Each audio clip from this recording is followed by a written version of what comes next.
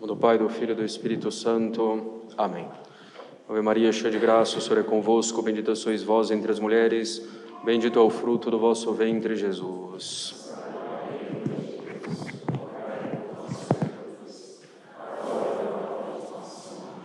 Podem sentar-se. Tem confiança, filha, a tua fé te salvou. No Evangelho de hoje, o Evangelho da ressurreição da filha de Jairo e da cura da hemorroíça, nosso Senhor nos mostra alguns traços interessantes de sua vida pública nessa terra para a salvação dos homens. Em particular, nos mostra a confiança que devemos ter nele. Nós podemos imaginar a cena relatada com alguns detalhes a mais por São Marcos e São Lucas. Nosso Senhor se dirigia à casa de Jairo, onde a filha desse chefe da sinagoga acabara de morrer. Já está a multidão fora da casa, lamentando o falecimento da jovem. Havia também uma multidão de pessoas que seguia Jesus. Eis então que uma mulher que sofria de um fluxo de sangue toca a fímbria, a borda da veste de Cristo. E não só ela sofria dessa doença, nos diz São Marcos, mas ela estava também na miséria, tendo gastado tudo o que possuía com médicos que não conseguiram curá-la. Ao contrário, ela só piorava dessa doença que lhe causava vergonha. Tanta vergonha que ela não ousa falar com o Senhor para lhe pedir a cura. Conhecendo os relatos dos milagres anteriores de Cristo, ela considera que é suficiente tocar a fímbria, a borda das vestes do Salvador. No meio dessa multidão que comprimia e apertava o Salvador, a hemorroíça então o tocou. Nosso Senhor se volta para a multidão e pergunta, como nos dizem São Lucas e São Marcos: quem me tocou? São Pedro e outros que estavam com ele dizem: Mestre, as multidões apertam-te e oprimem-te, e tu perguntas: quem me tocou? Os discípulos, São Pedro em primeiro lugar, ficam abismados com aquela pergunta do Mestre, porque era uma multidão que tocava Jesus de todos os lados. Como pode o Salvador perguntar: quem me tocou? Todo mundo praticamente o tocava. O que os discípulos e a hemorroíça não compreendiam ainda é que Cristo conhece todas as coisas. Nosso Senhor sabia exatamente quem o tinha tocado e quem era a pessoa que tinha sido curada. A cura da hemorroíça foi um ato voluntário da parte de nosso Senhor Jesus Cristo, não uma espécie de mágica ou magia pelo simples toque na roupa do Mestre. A virtude que saiu de Jesus para curá-la foi ato de misericórdia do seu sacratíssimo coração. Na verdade, então, ele pergunta quem foi a pessoa que o tocou com verdadeira fé, ao ponto de alcançar dele a cura.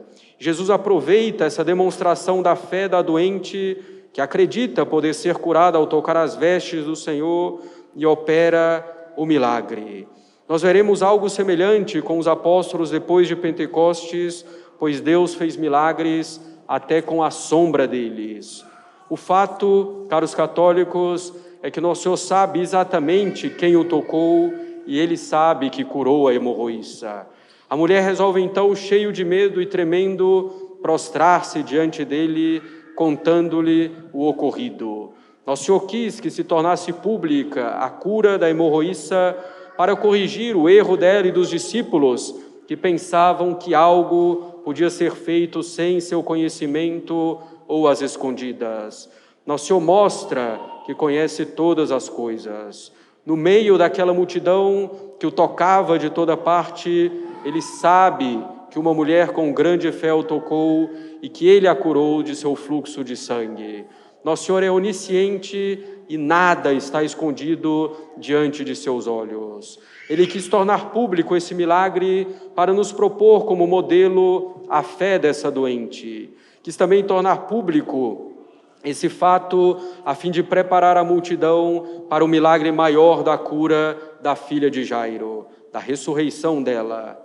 Na verdade, esse contratempo, entre aspas, da cura da hemorroíça é que permite a morte da filha de Jairo, ou uma maior certeza quanto à sua morte.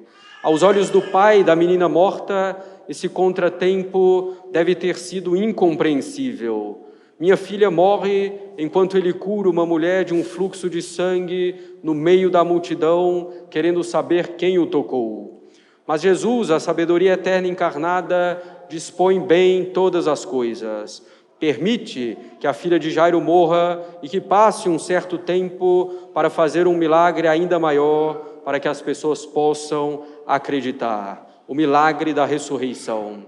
Grande é a sabedoria e a bondade de Deus, caros católicos, que muitas vezes não compreendemos ou não queremos compreender. Muitas vezes reclamamos que Deus nos tira todo o apoio humano e natural, reclamamos porque na nossa visão, às vezes Deus demora, parece se perder em algum contratempo, mas Ele faz isso para que confiemos e esperemos nele, apenas nele, e para que tenhamos então total confiança nele. A hemorroíça nesse episódio não somente foi curada do seu fluxo de sangue, mas encontrou a salvação. Como diz nosso Senhor, filha, a tua fé te salvou. Salvou não do fluxo de sangue, mas a justificou, a santificou. A hemorroíça demonstrou com sua ação que acreditava plenamente em Jesus Cristo e que agia em consequência, que operava em consequência. Ela tem a fé e tem as obras. Saiu santificada. A hemorroíça, que se antecipa ao milagre da ressurreição da filha de Lázaro, representa os gentios, enquanto a filha de Lázaro significa os judeus. Nosso Senhor se dirigia à filha de Lázaro, mas foi a hemorroíça curada em primeiro lugar. Nosso Senhor veio para os judeus, mas os primeiros a se converterem a Ele em grande número foram os pagãos. Os judeus, conforme nos diz São Paulo, se converterão no final dos tempos. A hemorroíça significa também o pecador inveterado. 12 anos de doença vergonhosa e que a tirava do convívio da sociedade, que lhe diminuía as forças, como o pecado mortal habitual, reiterado, priva a alma da graça, da sociedade com Deus e vai lhe tirando as forças para tudo o que é sobrenatural. Nada mais difícil do que ser curado desse estado, a não ser por um milagre espiritual que tira a alma do pecado mortal habitual.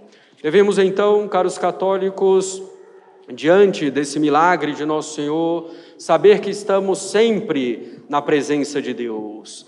Ele vê tudo, Ele conhece tudo. De fato, como diz o Salmo 93, aquele que criou os olhos não veria, aquele que criou os ouvidos não escutaria. Ele conhece todas as coisas, mesmo os nossos mais recônditos, os mais escondidos pensamentos. Ele conhece o mais profundo da nossa alma, nada está oculto aos olhos de Deus. Podemos nos esconder dos outros e até tentar nos esconder de nós mesmos, mas não de Deus. Estamos sempre diante da presença de Deus. Devemos nos lembrar disso para fazer tudo por Ele, para começar e terminar nossas obras por Ele, para não fazer nada que não seja digno de Deus. Devemos fazer, caros católicos, esse exercício da presença de Deus, lembrando-nos ao longo do dia que Ele está sempre presente, fazendo atos de fé. Essa presença de Deus nos evitará muitos pecados, principalmente os ocultos, e nos levará a fazer muitas boas obras, mesmo pequenas e desconhecidas do mundo inteiro. Deus, estando presente, está também pronto para nos ajudar. Devemos recorrer a Ele, recorrer a nosso Senhor Jesus Cristo com confiança, para que Ele cure as nossas doenças espirituais, por mais enraizadas que estejam na nossa alma, por mais vergonhosas que sejam. Devemos tocar Jesus nos seus sacramentos. Não quer dizer, por óbvio, tocar a Sagrada Hóstia com a mão, mas tocá-lo espiritualmente, com a recepção digna dos sacramentos. Já não temos a roupa de Cristo, mas temos seus sacramentos, principalmente a confissão e a comunhão, e são muito melhores do que as vestimentas de nosso Senhor. E assim, caros católicos, devemos ter confiança. Nosso Senhor receia que tenhamos um medo dele que nos afaste dele. Nossas imperfeições, nossas fraquezas, nossas misérias, nossas faltas, mesmo graves, nossas recaídas, nada disso o desanima, desde que desejemos sinceramente nos converter e nos esforcemos sinceramente para isso, rezando, evitando as ocasiões de pecado, mortificando o que devemos mortificar. Ressoam em nossa alma as palavras ditas à hemorroíça: confiança, filha, a tua fé te salvou. Ressoam em nossa alma as palavras de ordem do Divino Salvador ao paralítico: tem confiança, filho, teus pecados te serão perdoados. Ressoam as palavras ditas aos apóstolos assustados quando viram o Salvador andando sobre as águas: tende confiança, sou eu, nada temais. Ou ainda na última ceia, ele dizia: tende confiança, eu venci o mundo. É para nós que ele diz: tende confiança. Em nome do Pai, do Filho e do Espírito Santo. Amém.